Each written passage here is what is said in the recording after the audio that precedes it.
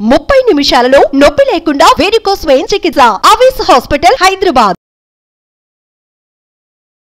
నమస్తే రమగారు. నమస్తే జయ. రమగారు, మనము ఆలయాల స్థల పురాణం గురించి మాట్లాడుకున్నాం, కొన్ని వీడియోలు చేసాం, మళ్ళీ చేద్దాం రమగారు. హైదరాబాద్ చుట్టుపక్కల దేవాలయాలు కొన్ని చెప్పచ్చు జయ. ఆహా, హైదరాబాద్ నుంచి ఒక 100 కిలోమీటర్ల దూరం ఓకే. చాలా మంచి మంచి దేవాలయాలు ఉన్నాయి, వెళ్ళొచ్చు. పురాతన ఆలయాలు, పురాతనమైన, చాలా పురాతనమైనవి. మీరు అవే సెలెక్ట్ చేస్తారు కదా. ఇప్పుడు నేనేమనిపిస్తుంది అంటే ఊరూరా దేవాలయాలు వెళ్ళటం, కొత్త కొత్త దేవాలయాలు వెళ్ళటం, భగవంతుని వైపుకి, భక్తి మార్గం వైపుకి ప్రజల్ని తీసుకెళ్ళటం అనేది మంచి సంగతే. కానీ ఏమిటో ఇది ఒక కొత్త షాపింగ్ కాంప్లెక్స్ ఫీలింగ్ వస్తుంది జయ నాకు, కొత్తవి చూస్తా ఉంటే. కొత్తవి చూస్తుంటే. మనము పురాతనమైన దేవాలయాలు, చాలా స్థల పురాణం ఉన్నవి, భగవంతుని యొక్క లీలా వైభవం అక్కడ కనపడి ఉన్నది బాగా ప్రఖ్యాతమైంది, పురాతనమైంది. దాన్ని మరి కాస్త ముందుకు తీసుకెళ్ళచ్చు కదా మనము అని అనిపిస్తుంది. ఇది కొన్ని వేల సంవత్సరాలకి ఇది కూడా పురాతనం అవుతాయి, కొన్నాళ్ళకి ఇవి పురాతనం. మీరు అన్నట్లుగా పాతవి చెప్తే కొన్ని వందల వేల సంవత్సరాల క్రితం, ఇప్పుడున్న వాళ్ళకి అది కొంచెం అంటే ఇప్పుడు ఈ కాలం ఎలాంటిది, ఏదేదో ప్లేస్ ఉంది, కొంతమంది భక్తులు చేరి మన కోసం మనం ఇక్కడ అక్కడెక్కడికో వెళ్ళలేకపోతున్నాం, ఇక్కడ గుడి కడదాం అవునవును అని, లేదా ఒక గురువు గారికి ఏదో ఒక ప్రచోదనం కలిగి, ఒక అమ్మవారు, ఒక శక్తో, ఒక ఫీలింగ్, ఒక ఉద్దేశం కలిగి మొదలుపెట్టి దాతలు, కొంతమంది స్నేహితులు ఓ ట్రస్ట్ ఏర్పడి ఇట్లా చేస్తారు కదా. పురాతన కాలంలో చాలా దేవాలయాలు మనకి భగవంతుడు నేను ఇక్కడ ఉన్నానని సూచించి ఆ స్థలాన్ని వెతకడానికి ఆ ప్రజలు చాలా కష్టపడి, ప్రత్యేకంగా ప్రతిమలు ఎక్కడైనా లభించి వాళ్ళకి భగవంతుని ఆదేశం ప్రకారం జరిగినవి చాలా కనపడతాయి పురాతన ఆలయాలు. కొన్ని కట్టిన ఆలయాలు కూడా ఉన్నాయి అనుకో పాతవాట్లలో కూడా. అవునవును. కానీ అట్లా ఎక్కడైనా సరే లీలా వైభవం తెలిసి ఉన్న దేవాలయాల్ని చూస్తే ఇంకా బాగుంటుంది. వాటిని కొంచెం వృద్ధిలోకి తీసుకొచ్చి ప్రజలందరూ చూడడానికి అవకాశం కల్పించి, కాస్త పాతపడిపోతున్న వాటిని గవర్నమెంట్, దేవాదాయ ధర్మదాయ శాఖలు ఉన్నాయి కదా, అలాంటివి ఏవైనా, లేకపోతే ఇప్పుడు మన ఇదొకటి ఉంది టూరిజం శాఖ, వాళ్ళు ఇంకొంచెం ఇంట్రెస్ట్ చూపించి, ఆర్కియాలజీ వాళ్ళు ఇంకొంచెం జాగ్రత్తగా చేసి, కొన్ని దేవాలయాలు అయితే ఆర్కియాలజీ వాళ్ళే చాలా చేసి పెడతారు, శిల్పాలు అవి పాడైపోకుండా జాగ్రత్తలు తీసుకుని పరిపురాతనమైనవి. మనకి టూరిజం శాఖ వాళ్ళు కానీ మన గవర్నమెంట్ కానీ కొంచెం ఇంకొద్దిగా ఉత్సాహం చూపించి ఇంకొంచెం వెసులుబాట్లు కల్పించడం, దారులు బాగు చేయించడం, దేవాలయంలో ఒక కనీస వస్తువులు, వెళ్ళిన భక్తులు కాస్త మంచినీళ్ళని, కొంచెం బాత్రూమ్లని, రెస్ట్ రూమ్లు చాలా అవసరపడతాయి, అవునవును, అలాంటివి ఏర్పరిచి చేస్తే ఇంకా కొంచెం మనం ముందుకెళ్తామేమో. మన పాత వారసత్వ సంపదని పాడు చేసుకోకుండా కూడా ఉంటాం. అవును, ఇప్పుడు చేసినవంటే ఇప్పుడు శిల్పాలు చెక్కగలిగే వాళ్ళు అరుదుగా ఉన్నారు. ఇదివరకు చాలామంది శిల్పులు ఉండేవాళ్ళు. మరి వాళ్ళ కళంతా వృధా పోకుండా ఉండాలి కదా. అందుకని నాకు కొంచెం పురాతన దేవాలయాలు అంటేనే ఆసక్తి. అవును, ఇది కరెక్ట్గా, అది తప్పు, ఇది కరెక్ట్ అని కాదు, మన ఆసక్తి ఒకటి ఉంటుంది అంతే కదా. నాకు కూడా రమ్మగారు, ఏదన్నా ఊరు వెళ్ళినప్పుడు పాత టెంపుల్ ఏదన్నా ఉందా, పాత ఆలయం ఏదన్నా ఉందా వెతుక్కుంటూ ఉంటా. అదే కొంచెం కొంచెం ఆసక్తి ఎక్కువగా, ఇంట్రెస్ట్ అనిపిస్తుంది, వెళ్ళాలి దర్శించుకోవాలి అని. అవును, అప్పటి ఆ కాలంలో ఏ యంత్ర సహాయాలు లేకుండా వాళ్ళు అవన్నీ ఎట్లా కట్టగలరు, ఏమిటి మన ముందు వాళ్ళ ప్రతిభ అనిపిస్తూ ఉంటుంది. అది చాలా ఆసక్తికరంగా ఉంటుంది. ఇవాళ మనం ఒక ప్రత్యేకమైన దేవాలయం గురించి చెప్పుకుందాము. ఎక్కడండి? హైదరాబాద్కి అతి దగ్గర, హైదరాబాద్లోనే అని చెప్పాలి, మెదక్ జిల్లా. ఓకే. ఎంత దగ్గర అంటే ఓ 40 కిలోమీటర్స్ అంతే. మేము పొద్దునెళ్ళి మధ్యాహ్నం వచ్చేసాం, ఓకే, కారులో వెళ్ళి వచ్చేసేయచ్చు. దీనికి ముందుగా ఈ పుస్తకం గురించి, దీని గురించి చెప్పేటప్పుడు పిఎస్ఎం లక్ష్మి గారి గురించి తప్పకుండా చెప్పుకోవాలి. ఆవిడ రాసిన యాత్రాదర్శిని పుస్తకాలు చాలా ఉపయోగపడతాయి. మన ఛానల్లో కూడా వారు కొన్ని వీడియోలు ఉన్నాయి, నేనే చేశాను కొన్ని. మీరు యాత్రాదర్శిని పిఎస్ఎం లక్ష్మి అని కొడితే ఇంటర్నెట్లో కూడా దొరుకుతాయి. అవును, వారిని చాలా ఎంకరేజ్ చేయాలి. చాలా పెద్దవారు, చాలా సీనియర్ సిటిజన్ అయినా చాలా ఓపికగా దేవాలయాలకు వెళ్ళే దారి, ఎన్ని కిలోమీటర్లు, అక్కడ ఏం దొరుకుతాయి ఏం దొరకవు కూడా రాస్తారు చేయాలి. భాష కూడా చాలా సులభంగా, సింపుల్ గా, చాలా సులభతరంగా ఉంటుంది. ఏదో పెద్ద భాష కాదు, అలాగని తేలిక పట్టదు కదా, బాగుంటుంది, చాలా పాలిష్డ్ గా ఉంటుంది. పాలిష్డ్ గా చక్కటి భాషలో రాస్తారు. దేవాలయపు ఆన్పాన్లు అన్నీ రాసి, దారులు రాసి, ఎంత చక్కగా, అక్కడ తన అనుభవాలు రాసే ఉద్దేశం కాదది, ఈ దేవాలయం గురించి చెప్పి మనకి దానికి వెళ్లేందుకు అవకాశం కల్పించే పద్ధతి అన్నమాట. ఆవిడ రాసిన హైదరాబాద్ నుంచి 100 కిలోమీటర్ల దూరంలో ఉన్న దేవాలయాలు ఒక పుస్తకం. నేను దాంట్లో 12 దేవాలయాలు చూసాను. కొన్ని నాకు తెలిసినవే, నేను ఆల్రెడీ చూసేసినవి. ఆ పుస్తకం చూసిన దేవాలయాల్లో ఇదొకటి ఇప్పుడు నేను చెప్పబోయేది. చెప్పండి అమ్మా. మామూలుగా మనం ఏంటంటే ఏ కథ అయినా కంచికి చేరాల్సింది కదా, అంతేగా. కథ కంచికి అంటాం. అన్ని కథలు కంచికి కంచికి. చేరవలసినవే. అంటే ఆమెతో చెప్పుకుంటే ఏ కథ అయినా సుఖాంతం అవుతుంది, అది పాయింట్. ఆ, కంచిలోని అమ్మతోటి చెప్పుకుంటే అన్ని కథలు సుఖాంతాలు అవుతాయి. అయితే ఈ కంచిని మనం ఇంకో ప్రత్యేక విషయం కోసం వెళ్తాం. ఏమిటి కంచిలో ప్రత్యేకతలు? అమ్మ కామాక్షమ్మ, దాంతో ఒకటి పాటుగా బంగారపు బల్లి, బంగారు బల్లి, వెండి బల్లి. కంచి పట్టు చీరలు ఎలాగో మనకి కావాల్సింది. అది మనం యాడ్ చేసుకోవాలి. కాంచీపురం వెళ్తే తప్పకుండా ఓ చీర తెచ్చుకోవాలి ఎవరైనా సరే. అయితే కాంచిలో ఉన్నటువంటి వెండి బల్లి, బంగారు బల్లి, ఓ బల్లి మీద పడిందంటే మనం ఏమనుకుంటాం, ఎవరైనా బంగారు బల్లిని ముట్టుకున్న వాళ్ళని ముట్టుకున్నా దోషం పోతుంది అనుకుంటాం. బల్లిపాటు దోషాలకి ప్రతి సంవత్సరము పంచాంగంలో పుస్తకంలో రాయబడి ఉంటుంది, రాస్తారు. ఎక్కడ పడితే ఏమిటి ఇందులో అశుభం, ఆ బల్లిని ముట్టుకున్న వాడికి ఏ అశుభాలు ఏమీ ఉండవు.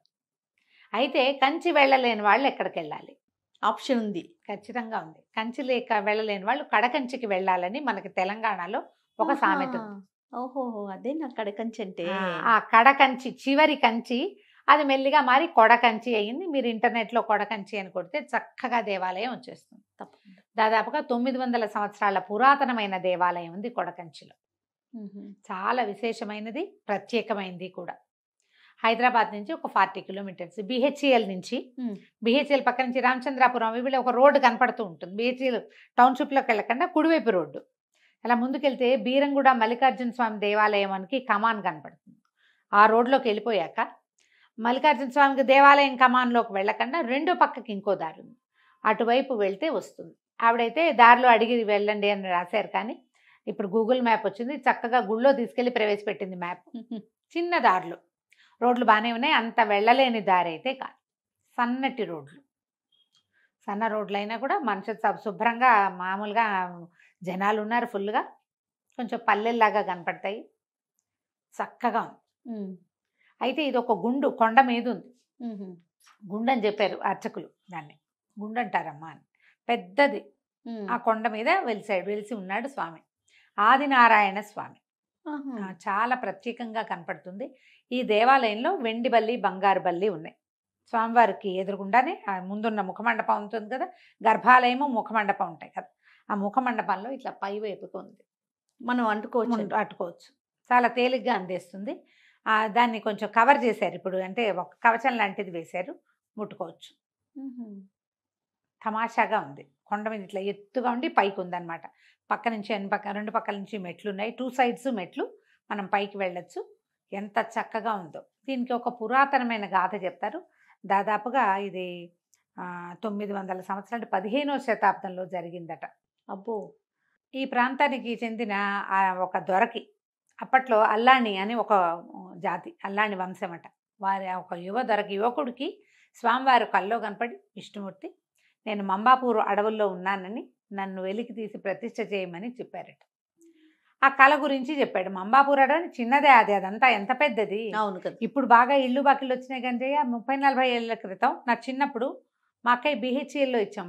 మా బావగారు బిహెచ్ఎల్లో పనిచేసేవారు. మేము బందర్ నుంచి బిహెచ్ఎల్ వస్తుండేవాళ్ళం. హైదరాబాద్ వచ్చి రామచంద్రాపురం వెళ్ళేవాళ్ళం. అసలు పిట్ట పురుగు లేకుండా కుకట్పల్లి దాటాక ఎంత నెరాబాగా ఈత పొదలు, ఎర్రమట్టి, భయమేసేలాగా ఉండేది. ఖాళీగా, ఇప్పుడు అసలు సూదిపోనంత ఖాళీ లేదు ఆ రోడ్డు. అసలు అప్పుడు అడవులు ఉండేవి. మాకు తెలిసే నాటికే నిర్మానుష్యంగా ఉండేవి అవి 40 ఏళ్ల క్రితం. 15వ శతాబ్దంలో ఎలాంటివి ఉండుంటాయి మరి? మంబాపూరే, అది మంబాపూర్ అడవుల్లో ఉన్నానంటే ఎట్లా వీళ్ళ స్వామిని పట్టుకోవటం అని ఇంటిలి పాది చాలా ఆలోచించారట గ్రామస్తులందరూ కూడా. పదే ఆయన ఆ దొరకి ప్రచోదనం చేశారు. అలా కాదు, ప్రార్థించు స్వామిని, ఇంకో దారి చూపించు, నువ్వు కనపడు మాకు, నిన్ను ఎట్లా పట్టుకోవాలి అని ప్రార్థించుతూ పడుకో, ఏదైనా ఒక ఆదేశం వస్తుందేమో చూద్దాం అన్నట్టు. మరికొన్ని రోజులకి ఆయనకి కల్లో కనపడిందట, మీ వాకిట్లో ఒక గరుడ పక్షి కనపడుతుంది, ఆ గరుడ పక్షిని కనుక అనుసరిస్తే నేను నీకు కనిపిస్తానని చెప్పారట. చెప్తే ఈయన బయటకు వచ్చి చెప్పాడు అందరికీ, ఇలా కళ వచ్చిందని. ఆ రోజు తెల్లవారిన తర్వాత వాళ్ళ వాకిట్లో ఒక వేప చెట్టు ఉంటే దాని మీద ఒక గరుడ పక్షి వీళ్ళకేసే చూస్తూ కూర్చుందట. వీళ్ళ ఇంటి వైపే చూస్తాం. వీళ్ళు జనాలు బయటకు వచ్చేసరికల్లా పక్షి లేచి ఎగరటం మొదలెట్టింది. మామూలుగా గరుడ పక్షి అంటే రయ్యమని వెళ్ళిపోతుంది ఎక్కడికో, అది వెళ్ళకుండా వీళ్ళ కోసం చూస్తోంది. సరే దాని వెనకాల పడి బళ్ళు వేసుకుని కొంతమంది బళ్ళు ఎడ్ల బళ్ళల్లో, కొంతమంది కాలినడకన దాని వెనకాలే గరుడ పక్షి వెనకాలే బయలుదేరారు. వెళ్తే అది ఆ మంబాపూర్ లోపల భాగంలో ఒక పుట్ట మీద వాలిందట. వీళ్ళకి ఏమనిపించింది, వెంకటేశ్వర స్వామి ఇట్లా దేవాలయాల్లో విగ్రహాలు పుట్టల్లో వెలిసి ఉన్నవి కనపడతాయి. సరే బోల్డని కడవలతో నీళ్లు తెచ్చ చుట్టుపక్కల ఉన్న నీళ్లు వెతికి నీళ్లు తెచ్చిపోస్తే ఆ పుట్టమన్నంతా కరిగిపోయి లోపల ఆదినారాయణ స్వామి విగ్రహం బయటపడిందట. ఆయన ఇట్లా కూర్చుని ఉంటాడు. రెండు వైపులా కుడి ఎడమల శ్రీదేవి భూదేవి ఆనుకుని కూర్చున్నటువంటి ఏకశిలా విగ్రహం. అయ్యవారు ఉండి అమ్మవారి ఇద్దరు పక్కన నుంచున్నది కాదు, వాళ్ళు పక్కనే ఉంటారు, ఇట్లా ఇలా పట్టుకున్నట్టుగా కనపడతారు. ఆ విగ్రహం కనపడింది. వెళ్ళిపోయి మహానందపడిపోయారు గ్రామ ప్రజలు. అయితే బండి మీద ఎక్కించుకున్నారు. ఎక్కడ ప్రతిష్ఠ చేయాలి అని ఆలోచించారు. వీళ్ళు ఏమనుకున్నారు, బండిని బయలుదేరి తీద్దాం, కొబ్బరికాయలు అవి కొట్టి బోల్డని దిగదుడుపులు దుడిచి చేస్తారు కదా, బోల్డంత విశేషంగా ఇంత పెద్ద విగ్రహం బయటపడడం ఏమిటి, అనుగ్రహించి కల్లో చెప్పి మళ్ళీ చెప్పి. స్వప్నాదేశం చాలా విశేషమైంది, కళ్ళలు నిజం కావు కదా మామూలుగా, అలాంటిది ఇట్లాంటి ప్రత్యేకమైంది కదా. సరే ఈ బండి మీద తీసుకెళ్దాం, ఆయనకి ఎక్కడ ఇష్టమైతే అక్కడ బండి ఆగిపోతుందని ప్రతిజ్ఞ చేసి బయలుదేరారట. అయితే అది ఇలా ఇటు వచ్చి ఈ కడకంచి దగ్గర ఒక కొండ ప్రాంతంలో ఆగిపోయిందట. అదొక చిన్న కొండ, చాలా పెద్ద కొండ ఏం కాదు, ఒక మాదిరి కొండ, గుండు అంటారు. సరే ఈ గుండు మీద పైన స్వామిని ప్రతిష్ఠ చేద్దామని భావించారు. అక్కడ ప్రతిష్ఠ చేశారు.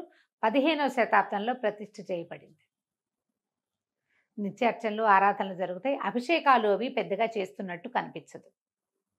కవచం వేసి పెట్టారు. స్వామికి అమ్మవార్లకి కలిపి ఏక కవచం ఉంది. సంవత్సరానికి ఒక్కసారి తీస్తారట. నిజరూప దర్శనం ఎప్పుడు లభిస్తుందని అడిగాను నేను వెళ్ళినప్పుడు. నేను వెళ్ళి కూడా 3 ఏళ్ళు అయింది జయ. అవునండి, కొంచెం చల్లబడ్డాక ఒకసారి వెళ్దాం రమ్మగారు. పొద్దున్నే బయలుదేరాలనిపిస్తుంది. పొద్దున్నే బయలుదేరి వెళ్తే వెళ్ళి మధ్యాహ్నానికి వచ్చేస్తాం. ఓకే, కొంచెం ఎండలు తగ్గాక వెళ్దాం రమ్మగారు. అయితే కవచం చక్కగా వేసి ఉంటారు. నిత్యం విశేషంగా అర్చనలు చేస్తారు. ఉదయం నుంచి 6 గంటల నుంచి మధ్యాహ్నం దాకా దర్శనం, మళ్ళీ సాయంకాలంపు దర్శనం. చక్కగా అష్టోత్తరం శతనామావళితో పూజా విధానం చేస్తారు. ఈ కంచిలో ఉండేటువంటి ఈ వెండిబల్లి పమిడిపల్లి స్వామివారి దగ్గర కూడా అవి పెట్టారు. అయితే దీని మీద విశేషంగా ఆయన చెప్పలేకపోయారు, ఇది ముందు నుంచి ఉందమ్మా అన్నారు. అంతే తప్ప ప్రత్యేకంగా ఏంటి అనేది చెప్పలేదు. వెండి బల్లి బంగారు బల్లి గురించి అక్కడ ఏం రాసలేదు రమ్మగారు, అంత వివరంగా తెలియలేదు జయ. కానీ పైన ఉన్నాయి వెండి బల్లి పమిడి బల్లి రెండు. లక్ష్మి గారు ఏమన్నా పెట్టారా? ఆవిడ కూడా అంతే రాశారు. ఇక్కడ ఉన్నాయి, అది ముట్టుకుంటే కంచిలో వరదరాజస్వామి దేవాలయంలో ఉన్న వెండిబల్లి పమిడిబల్లిని ముట్టుకుంటే ఎలాంటి ఫలితం లభిస్తుందో ఇక్కడ కూడా అలాంటి ఫలితం లభిస్తుంది. ఎన్నో తార్కాణాలు కనపడేవట ఆ కాలంలో. ఇప్పుడు కూడా విశేషంగా నిత్యార్చనలు అవి జరుగుతాయి. కొంచెం ఏంటంటే బాగా ఆదరణకి నోచుకున్నట్టుగా ఉంది. ఒక కంపెనీ వాళ్ళు ఎవరో చక్కగా డెవలప్ చేశారు, కొంత మటుకు చేశారు వాళ్ళు. గవర్నమెంట్ కూడా ఇంకొంచెం కల్పించుకొని ఇంకాస్త ఏదైనా విశేషంగా చేస్తే, ఇంత పురాతనమైన దేవాలయం కదా, అసలు మన ప్రాంతంలో ఎక్కడ ఈ ఆదినారాయణ స్వామి లేడు. విష్ణుమూర్తి శ్రీదేవి భూదేవులతో కలిసి ఉన్నట్టుగా ఉన్నటువంటి దేవాలయము ఎక్కడ లేదు. ఆనువంశికమైన అర్చకులే ఉన్నారు. తండ్రి కుమారుడు కనిపించారు. ఆ రోజు కొంచెం చిన్నవారే నాకు కనిపించిన ఆయన. సరే లోపల పెద్దగా అక్కడ కూర్చొనివ్వరు, అక్కడ కూర్చోవద్దు, ఇదంతా గర్భగుడి లాగానే ఇది. ఇక్కడ కూర్చోటము దండం పెట్టడము చేయకుండా నమస్కారం చేసుకుని ఒక అడుగు అందులోంచి యువతలకు వచ్చేటట్టు అనమాట. భలే పందిర్లాగా ఉంది, తమాషాగా ఉంది. దేవాలయం ఏంటంటే మరి ఆ కాలంలో అది చిన్న ప్రాంతం కావటం వల్ల కావచ్చు, వాళ్ళకు కుదిరినంత చేశారేమోనని అనిపిస్తుంది. అంత విశాలమైన గుడిగా కనపడదు. అలాగని మరీ చిన్న గుడి కాదు. అప్పట్లో ఏంటంటే తలుపులు కొంచెం చిన్నవి కట్టడం పద్ధతి. మనకి తెలంగాణ గడీలకి వాటికి కూడా తలుపులు చిన్నవి ఉంటాయి, కొంచెం వంగి వెళ్ళాలి. ఇక్కడ కూడా ఒక రవ అంటే మామూలు జనరల్ దేవాలయాలకి అది పెద్ద పెద్ద తలుపులు చూస్తాం కదా మనం, అట్లా అనిపించలే. అట్లా అనిపించలేదు. మెదక్ జిల్లా అంటే మెదక్ అంటే ఏదో ఎక్కడో ఉందనుకుంటాం, అంతేం లేదు. హైదరాబాద్ నుంచి జస్ట్ ఒక 40 కిలోమీటర్స్ వెళ్తే చాలు. ట్రై చేసి చూడండి, ఏ కాలంలో అయినా వెళ్ళొచ్చు తప్పకుండా. ఏటా బ్రహ్మోత్సవాలు చేస్తారు, మాఘమాసంలో చేస్తారు. శుద్ధ తది నుంచి బ్రహ్మోత్సవాలు మొదలయ్యి సప్తమి నాడు, రథసప్తమి నాడు కళ్యాణం చేస్తారు. భీష్మ ఏకాదశి నాడేమో రథోత్సవం జరుగుతుంది. స్వామివారి ఊరేగింపుకి వస్తారనమాట. పైన అయ్యవారితో పాటే విడిగా చిన్న పక్కన గోదాదేవి ఆళ్వార్ల సన్నిధి కనపడుతుంది. చక్కగా ఉంది. మేము వెళ్ళిన రోజున ఏదో ఒక విశేషం ఉంది. వాళ్ళు మన నిశ్చితార్థం చేసుకుంటున్నారు ఒక ఫ్యామిలీ. యువతలంతా ఒక షామియానా వేయించుకున్నారు, అక్కడే చేసుకుంటారు. ఆ గుళ్ళో చాలామంది ఇలా శుభకార్యాలు చేసేసుకుంటారు. నిశ్చితార్థాలు, తర్వాత అక్షరాభ్యాసాలు, అన్నప్రాసనలు, బారసాలలు అలాంటివి చేసుకుంటారు. చక్కగా ఉంది. మనకి హైదరాబాద్ చుట్టుపక్కల చూడాలంటే లక్ష్మి గారి బుక్ ఫాలో అవ్వండి. ఒకటి కొన్ని దేవాలయాలు మేము కూడా చెప్తాం కాబట్టి మమ్మల్ని కూడా ఫాలో అవ్వండి. ఈ ఎండాకాలం కొంచెం తప్పితే హాయిగా వెళ్ళి రావచ్చు. దీంతో పాటు ఏంటంటే బీరంగూడ మల్లికార్జున స్వామి గుడి పక్క నుంచే కదా వెళ్తాం, అది కూడా చూసి వచ్చేసేయచ్చు, దర్శించుకో. రెండు ఒకేసారి చూసి వచ్చేయచ్చు. చాలా అంటే చాలా బాగుంది. తప్పకుండా రమ్మగారు. నమస్తే. నమస్తే. సుమన్ టీవీలో మీ పర్సనల్ అండ్ బిజినెస్ ప్రమోషన్స్ కోసం కింది నెంబర్కి కాంటాక్ట్ చేయండి.